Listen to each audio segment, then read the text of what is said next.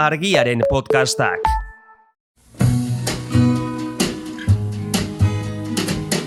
Don't know much about history. Don't know much biology. Don't know much Hau, oroimen histerikoa da. Historia diren istorioek txoratzen gaituztenon podcasta. But I do know that I love you. And I know that if you love me too, what a wonderful world this would be. Don't know much about you. Hemen gira berriz ere, punto eta nahore irazuztabarrena uranga, irazuztabarrena uranga. Ezta? Bai, ala da. Bikoiti. Bai. Ez naiz trabatu, ala da, baina lehen aipatu dugunez, horrek beste podcast baterako ematen duenez, hor utziko dugun, ez da nolabaiteko lotura agian norbaitek bilatu aldio gaur egungo podcastari eta nagoren abizten nahi, edo. Baina, azteko oso urrun jungo gara, ez? Oso atzera. Oso atzera, 50.000 urte, eta nahiko urrun ere, Siberiara. Bueno, politaskua. Bai. Eta zergatik. Zergatik, iazko urrian, jakin genuen albistea izan zen, Siberiako biko bazulotan, izenak esaten saiatuko naiz, Ja ba. Txagirskaya eta Oklatnikov. Oso, nik uste hola dela. Bai, Bai. Siberiara batuan. Biko bazulotan aurkitutako 13 individuo neandertalen sekuentzia genetiko osoa ateratzea lortu dute, Max Planck Institutuko ikerlariek, eta azkenean horrek esan nahi du neandertal familia oso baten DNA lortu dutela. Aha. Eta arrastoak 59.000 eta 54.000 urte artean datatu dituzte, eta ikerlanak giza espezie horri buruzko galdera asko erantzuten lagunduko dula uste dute, eta galderatako batila erantzun diote. Eta zein da galdera sakona. Neandertalek migrazio femeninoa praktikatzen zutela. Migrazio femeninoa. Bai, horrek esan nahi du, emakume neandertalek nerabezaroan, beren komunitatea familia uzten zutela eta beste talde batzuetara joaten zirela, han bizitzera eta ugaltzera. Turismo sexuala? Ez dakit turismo dituko nioken. Baina, kobazulo horietako individuoietan ikusi dana da gizonezko guztiak, senideak direla, ez? Genetikoki harremana dutela. Primoak? Bai, eta 3 emakume helduek aldiz ez. Ez gizonezkoekin, ez da haien artean ere. Eta migrazio femenino horrekin zer lortze zuten neandertalek? Endogamia, saiheste zuten. Maigo. Nire familiako kideek ez bezala. Eta, endogamia, dakigun bezala da, lotura genetiko edo dolkidetasun harreman estua dutenen arteko ugalketa, alegia seniden arteko ugalketa. Bai. Eta horrek, ezaugarri errezesiboak eta ondatze genetikoa eragiten ditu, beste modu batera esan da, osasun eta dimen arazo larriak. Aiatama primuak, oinatiko primaria, herri bazkaia. Aiatama primuak, oinatiko primaria, herri bazkaia. Ze xauk? Xaukela, xauk. Ze xaukela? Xaukela, xauk. Baina ze xauk? Xaukela, xauk. Siberian edo oinatin. Oen dela 50.000 urte, ala gaur. Endogamia autoritate bizian dago. Bai. Antza?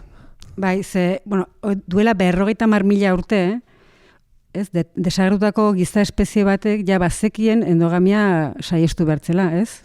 Batzu bazekiten. Bai, Baina orduan nire galdera da, ze hominido espezietakoak dira monarkiako kideak. Galdera erretorikoa da, nahi duzu erantzutia? Zuk erantzun nahi badezu? Ez dakit, agian zorriak elkarrik entzen dizketen tximinoietakoak, o ez dakit, ipurdi gorriko horiek ere izan lizke, baten erretrato ikusita. Igual buruan Carlos Bigarrena Espainiakoa izan dezakezu, edo? Ni beti Maritxalauren fana izan naiz.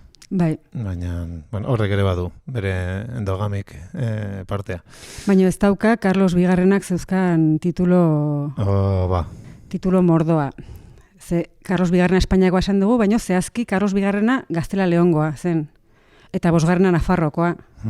Eta Aragoikoa, Napolikoa, Siziliakoa, Sardiniakoa, Milango dukea, Herberetako subiranoa, Borgoñako kondea, eta bar. Ez ekin ez da non azten zen bere erreinoa eta non bukatu. Ez. Baina, bueno, bera izan zen Austria etxeko azken erregea, Habsburgo dinastiaren Espainiako adarraren amaiera, eta sorgindua esaten zioten, el hechizado. Eufemismo polita. Segurazki, existena jarri zena kuadriako jatorrena zen. Bai. Ez dakit, baina Carlos Bigarrena bere aita, podcast honetako... atera da. Bai, atera da, Pancho Villari buruz hitz egiterakoan. Pancho Villano. Bai, gizon atraktibo eta zari ginen, eta eredu bezala jarri genuen Felipe Laugarrena. Izan bere, aita. Aita. Eta esan genuen 46 seme alaba izan zituela. Jo. Eta honi tokatu behar. Bai, loteria tokatu zaioni. Zeukaten momentu batean disimula nola igual aurre aldatzea, 46 artean antzeko adina zeukan besteren bat. Agian denak antzeko zian. Sanogoa. Ikusi beharko zan denen familiako argazkia. Hau aukeratu bazuten, zazalatik izango zan, ez? Nio legitimoak 12 bakarrik ziren. Bueno, orduan ja. Kanpokore ban eta karri ezkero. Ja. Baina oso preparatua zegoen. Orengo espainolek dakaten bezalakoa, ez? Ez, eta gaina ingurukoak ere etzen den preparatuta, ze pentsatzen zuten jaio eta berehala hilko zela. Ara. Eta azkenean 38 urte iraun zituen, bizirik edo. Edo, zalantza dago, ez? Bai, 3 urteekin hiltzen aita, eta orduan izendatu zuten errege, baina praktikan hasieran amak eta gero balidoek gobernatu zuten.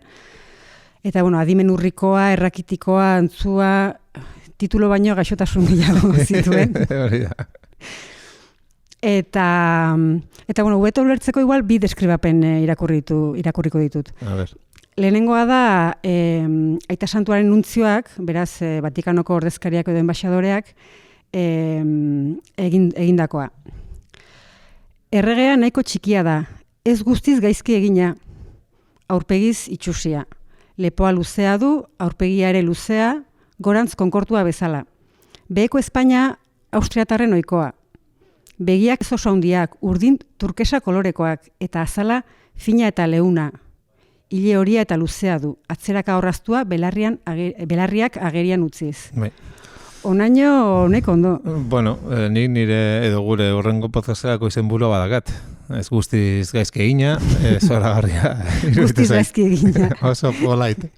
Bai, jarraitzen du nuntzioak. Oinez ari ez denean, ezin dio gorputzari zuzen eutxi. Horma batean, mahai batean edo beste zerbaiten laguntzaz ezpada. Gorputza adimena bezain ahula du. Noizean behin erakusten ditu adimen zantzuak oromin pixka bat edo nolabaiteko bizitasuna, baina orain ez. Oroar, itxura mantsoa eta ezaxola du, baldarra eta nagia, eta txundituta dagoela dirudi. Berarekin nahi duzuna egin dezakezu, borondatirik ez baitauka. Bueno, etxeako moduko erregea, odol urdina baino, hortxata barruan zuna, ez? Hori da. Eta barruan zertzeukan ikusteko beste deskribapena, irakurriko dut, hil berritan erregearen gorpua zertu zuen medikuan hitzetan. Bai. Ez zuen odoltantarik, haren bihotzak piperbeltz ale baten tamaina zeukan. Birikak janda zeuzkan, esteak ustelak eta gangrenatuak. Barrabil bakarra zeukan, ikatza bezain beltza, eta burua aldiz urez betea.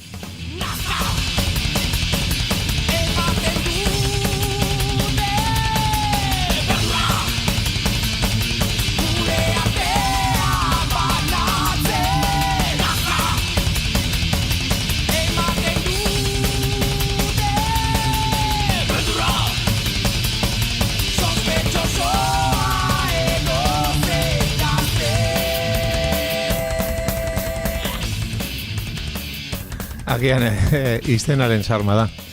Carlos Bigarren sari gara, baina Charles hirugarrenak ere badu bere karpenik, ez da? Ingalaterrako gure Charles. Bai, eta bueno, horrek ere belarriak biztan izaten ditu. Hile atzerako horraztu eta belarrek agiren utziz. Bueno, deskribapen horien atzean dagoen zuaitz genealogikoa aztertuko dugu horrela, bai. Nahiko orokorrean, eta esan behar da, aitaren aldetik, Felipe Laugarrenaren gurasoak, beraz, Carlosen aitona amonak, lehen guzu txikiak zirela, eta amaren aldetik, Mariana Austriakoaren gurasoak, 3. lehen guzuak zirela. Zuaitzak adar gutxi zizkan. Hori da. Igual, bai, trontzo bazan adarri gabea, igual, enbor genealogikoa. Eta eskasa. kontua da, bi gurasoak ere elkarren artean familia zirela. Nola ez? Osabailoak ziren. Eta bere 8 aiton amonek Austria bizena zuten. Austria. Austria. Orduan, bere aiton amonak, birraiton amonak ere baziren, eta bere ama, bere lehengusina ere bazen. Hostia, familia baskariak ez dakit nola definitu. Bai, berez neko nahastua egoten zen gizajoa, Bai. eta neko galdua. Abezin dan zain. Bai, esaten da, intzestu kasuetan, hau da, lehen graduko odolkidetasun harremanetan, ez? Hau da, anai-arrebak edo guraso Bai. seme-alabak, endogamia gradua 125koa izaten zela. Ba, Carlos Bigarrenarena hortik gora zegoen, 25,4. Osondo. Erregea beti aintzinarik. Bai. Danian. Eta bueno, pues horrela amaitu zen Habsburgotarren dinastia. Hau pena. Bai. Eta Espainiako tronura zein iritsi zen? Oindik eta hobea dienak. Borboiak. Eta jarraitu zuten nola ez, endogamia praktikatzen ederki dakigun bezala. Bai. En fin, erroparia egin zidutena. Bai, baino agian Carlos Bigarrena izan daiteke ez, endogamiaren gailurra, ez? Odolkidetasun monarkikoaren pinakulua, persona batean, ez? Identifikatua, baina dinastia oso bat aukeratuko bagenu, Ptolomeotarrak. Ara, hori ze... Egiptoko aro helenistikoko monarkak ziren, ez? Greziar jatorrikoak, Alejandro Handiaren oinordekoak, eta, klaro, Alejandro Handiaren oinordekoak izanik, pues odola, ez? Mantendu. Alejandro Handilla, ez Alejandro Txikilla. Orduan, Ptolomeo lehengoak ez, baina ja bigarrenak erabaki zuen arrebarekin ezkontzea, eta handik aurrera anai-arreben artean ezkonduko ziren, Ptolomeotarrak. Eta hori bazen antzinako faraoien ohitura eta bitxia da, ze beste ohitura batzuk ez zituzten hartu. Egiptoera ez zuten ikasi. Egiptoera ez egiten. Zertako, hori da. Haien artean harremantzeko. Hori da. Eta bazuten beste ohitura bat ere, osasunerako kaltegarria denare bai, eta elkarriltzea. Hori ere oso ohikoa da. Bai, adibidez, Ptolomeo 9. bere bi arrebekin ezkondu zen, eta anai bat hil zuen. 11. amaordearekin ezkondu zen, eta bere amaorde hoia emazte berria handik egun gutxitara hil egin zuen. Bueno, elefante hiltzaia profugoaren hildoa urrunetik datorrez. Eta gero ikusten dugu hori, ez? Ptolomeotarren errege zerrenda eta denak Ptolomeo izena dute. Atzean zenbaki bat gehituta, denak Ptolomeo dira. Alperra ziren hauek, Baina anaiak ere Ptolomeo. Esan eta 9. ondoren 11. etorri zen, eta gero, 12. ondoren orain ikusiko dugu. Izen bakarra dago desberdina dinastia osoan, eta da Kleopatra 7. And it sounds like this.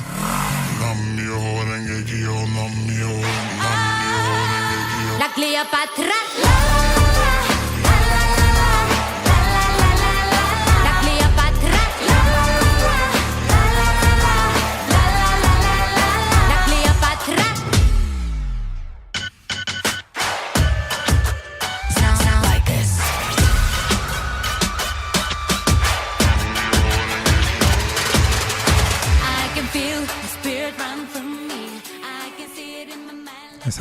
Ezagunena. Bai.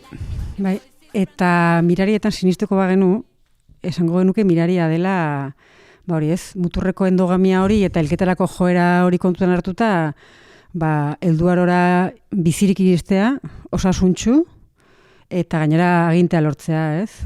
Eta azkenean historiako, zuk esan dezun zela, historiako emakumerik ezagunenetakoa izatea. Intzestuari eta hilketari dagokionez, etzen salbuespena izan, bere bi anairekin ezkondu zen, Ptolomeo 13. eta Ptolomeo 14. Aurrena batekin eta gero besterekin. Bai, vale. Eta gero berriro aurrekoarekin. Bai, ze 14. hil egin zuen pozoituta. Detaile hori, ja. Baina egia da beste gauza askotan nabarmendu zela ez, ikasi zuen Egiptoera, eta beste hizkuntza asko ere bazekizkien, hemen daukat zerrenda, etiopiera, troglodita, arameoa, arabiera, siriera, medoa, partoa eta latina. Troglodita eta partoa asmatu dituzu? Ez troglodita, badauka esan nahi orokorrago bat, baina trogloditak ziren gaur egungo Libian bizi ziren herri batzuk, eta haien hizkuntza ere... Hala zen, eta geratu zaigu irainez, baina, bueno, bai. Hortik, nara. Eta, bueno, Filostrato filosofo sofistarekin ikasi zuen, bera izan zuen tutore, Museionen ikasi zuen, Museion zen alako fakultate moduko bat, ez? Garai hartako filosofo, artista, zientzialari guztiak ikasi, bizi, ziren tokian, eta horren barruan zegoen Alejandriako liburutegira. Beraz, hori dena eskura zeukan. Baina, bueno, berak ere meritua izango du. Hau da, Carlos Bigarrena sartzen duzu Alejandriako liburutegian. Horrek ere liburuak eskura izango zituen.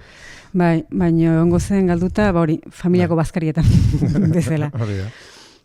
Eta, bueno, bere edertasunagatik ezaguna dela iritsi zaigu, baina Plutarkok zioen etzena hain ederra, ez? Oso erakargarria bai, konversazio ona, ez? Oso konversazio jasoa, oso seduktorea zela. Baina, bueno, Plutarkok eta garaiko txamponek ere.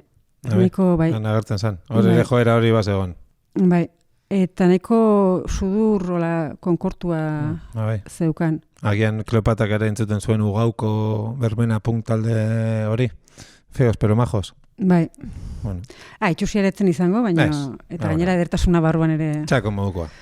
Badago. Eta azkenean hori, bere garaiko intelektualik bikainenetakoa izan zen, oso diplomazialari ona, estratega ere bai, egia da ez zula lortu Egiptoko erresumari eustea, ez? Bera hil ondoren Erromako provintzia bihurtu zen, baina hori ez diogu errua berari egotzi behar. Aitak literalki saldu egin zuen Erromari saldu zion erresuma bazorrengatik, eta bere aita Ptolomeo, jakina, Ptolomeo Bigarrena auleles esate zioten, grezieraz txirularia. Txirulari? Bai. Eta hori ere eufemismo bada parrandazalea esateko. Bai? Bai. Beto. Hori ere nahiko borboia da, Bai, eske aspalditik, hauek ez dute zera asmatu. Bueno, eta familiakoak hiltzea ere, bai? Bai. Ez? Bai, hori ere... Istripu bat izan omen zen, errege emerituarena, anaia hitzarena. Eskopeta bat eskuan hartuta jauregia dantzan azten zen. Bai. Baina, bueno, jarretu ezagun. Kleopatrarekin. Hori agian borboiek ematute beste baterako. Orduan, nola da posible, alako pertsona bikaina ateratzea, ez? Hainbeste belaunintako intzestua praktikatu ondoren. Orduan, Kleopatrak, bi anaiekin ezkonduaren esan dugun bezala, aurrak kanpotarrekin izan zituen.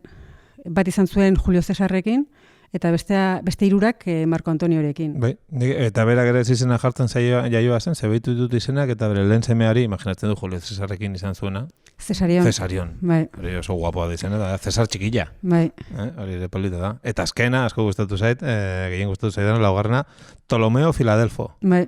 Hori ere rap abeslari izateko izena badaka. Bai, beste bia bizkiak ziren, neskamutilak, eta bati Alejandro. Noski. Helios, eguzkia, eta besteari Kleopatra, Selene, ilargia. Kleopatra, Selene, bai. Williams. Bai. Eta libratu izan, edo zer? Ez, baino, aitak adibidez ere, bai. Ez? Txirulariak. Bai. Hasieran arazoak izan zituen, boterea lortu zuenean, legitimoa etzelako, sasikumea zelako, ama ez ezagunekoa zelako. Orduan, datu hauekin ze ondorio atera dezakegu, edo nahi ze gustatzen zait pentsatzea, Ptolomeotarrek neandertalaren egin zutela. Hori da. Nolabaiteko migrazio txikiak edo egite zituztela... Mundu zabalean kasuntan. Bai. Post-pixka bat ez, genetika garbitzeko. Bai, post-pixka baten bilare bai, ez? Hori ere bidean topatuko zuten. Bai, postaren aurretik aian hobeto galdetzea, iaztu nire arrebasaren. Ptolomeo izena duzu. Hori, Ptolomeo izena duzu. Bai, bueno, venga, biagarte. Ale, agur. Argiaren podcastak. Podcast hau libre eta doan zabaldezakegu Argiaren komunitatea osatzen duten milaka lagunek proiektua diruz babesten dutelako. Zuk ere kazetaritza independentea bultzatu nahi baduzu, egin zaitez Argiako kide.